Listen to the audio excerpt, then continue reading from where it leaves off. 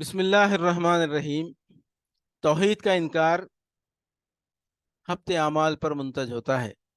فہرست موضوعات تفہیم القرآن جلد اول، عنوان توحید، صفحہ 282، سورہ آل عمران آیات 116-117۔ بسم الله الرحمن الرحيم. إن الذين كفروا لن تغني عنهم أموالهم ولا أولادهم من الله شيئا وأولئك أصحاب النار هم فيها خالدون.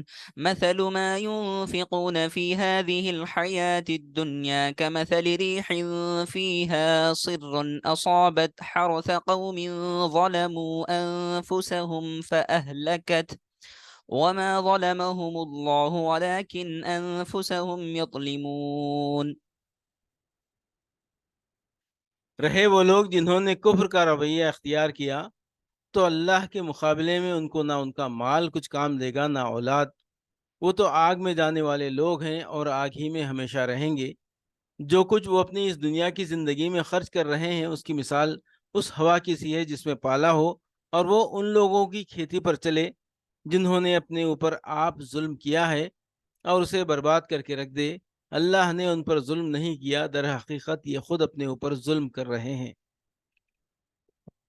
مثل ما ينفقون في هذه الحياة الدنيا كمثل ريح فيها صر أصابت حرث قوم ظلموا أنفسهم فأهلكت. جو کچھ وہ اپنی اس دنیا کی زندگی میں خرچ کر رہے ہیں اس کی مثال اس ہوا کی سی ہے جس میں پالا ہو، اور وہ ان لوگوں کی کھیتی پر چلے جنہوں نے اپنے اوپر آپ ظلم کیا ہے اور اسے برباد کر کے رکھ دے۔ اس مثال میں کھیتی سے مراد یہ کشت حیات ہے جس کی فصل آدمی کو آخرت میں کاٹنی ہے۔ ہوا سے مراد وہ اوپری جذبہ خیر ہے جس کی بنا پر کفار رفاہ عام کے کاموں اور خیرات وغیرہ میں دولت صرف کرتے ہیں، اور پالے سے مراد صحیح ایمان اور ضابطۂ خداوندی کی پیروی کا فقدان ہے جس کی وجہ سے ان کی پوری زندگی غلط ہو کر رہ گئی ہے۔ اللہ تعالیٰ اس تمثیل سے یہ بتانا چاہتا ہے کہ جس طرح ہوا کھیتیوں کی پرورش کے لیے مفید ہے، لیکن اگر اسی ہوا میں پالا ہو تو کھیتی کو پرورش کرنے کے بجائے اسے تباہ کر ڈالتی ہے، اسی طرح خیرات بھی اگرچہ انسان کے مزرعہ آخرت کو پرورش کرنے والی چیز ہے، مگر جب اس کے اندر کفر کا زہر ملا ہوا ہو تو یہی خیرات مفید ہونے کے بجائے الٹی مہلک بن جاتی ہے۔ ظاہر ہے کہ انسان کا مالک اللہ ہے، اور اس مال کا مالک بھی اللہ ہی ہے جس میں انسان تصرف کر رہا ہے، اور یہ مملکت بھی اللہ ہی کی ہے جس کے اندر رہ کر انسان کام کر رہا ہے۔ اب اگر اللہ کا یہ غلام اپنے مالک کے اقتدار اعلیٰ کو تسلیم نہیں کرتا یا اس کی بندگی کے ساتھ کسی اور کی ناجائز بندگی بھی شریک کرتا ہے، اور اللہ کے مال اور اس کی مملکت میں تصرف کرتے ہوئے اس کے قانون و ضابطے کی اطاعت نہیں کرتا، تو اس کے تمام تصرفات سرتاپا جرم بن جاتے ہیں۔ اجر ملنا تو کیسا، وہ تو اس کا مستحق ہے کہ ان تمام حرکات کے لیے اس پر فوجداری کا مقدمہ قائم کیا جائے۔ اس کی خیرات کی مثال ایسی ہے جیسے ایک نوکر اپنے آقا کی اجازت کے بغیر اس کا خزانہ کھولے اور جہاں جہاں اپنی دانست میں مناسب سمجھے خرچ کر ڈالے۔ اللہ تعالیٰ پاک اور ناپاک کو چھانٹ کر الگ کر دیتا ہے۔ فہرست موضوعات تفہیم القرآن جلد اول، عنوان توحید، صفحہ 305، سورہ آل عمران آیت 179۔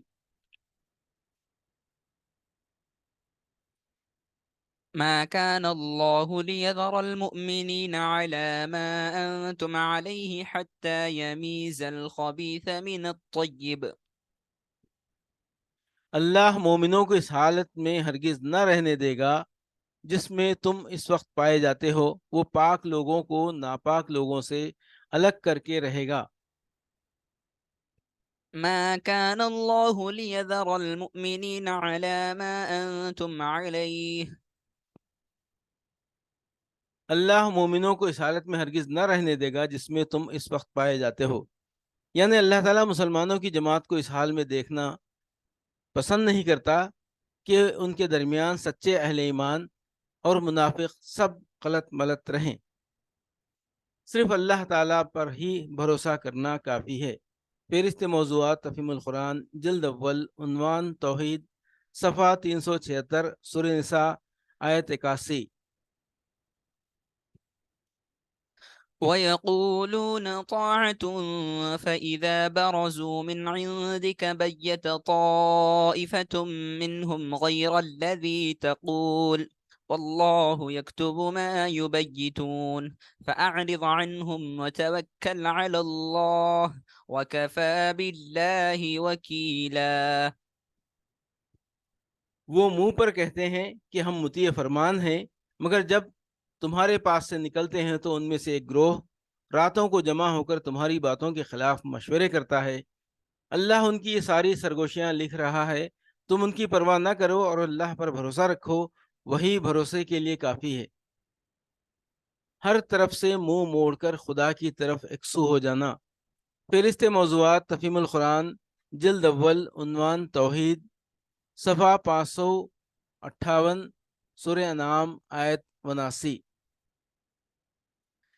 إني وجهت وجهي للذي فطر السماوات والأرض حنيفا وما أنا من المشركين۔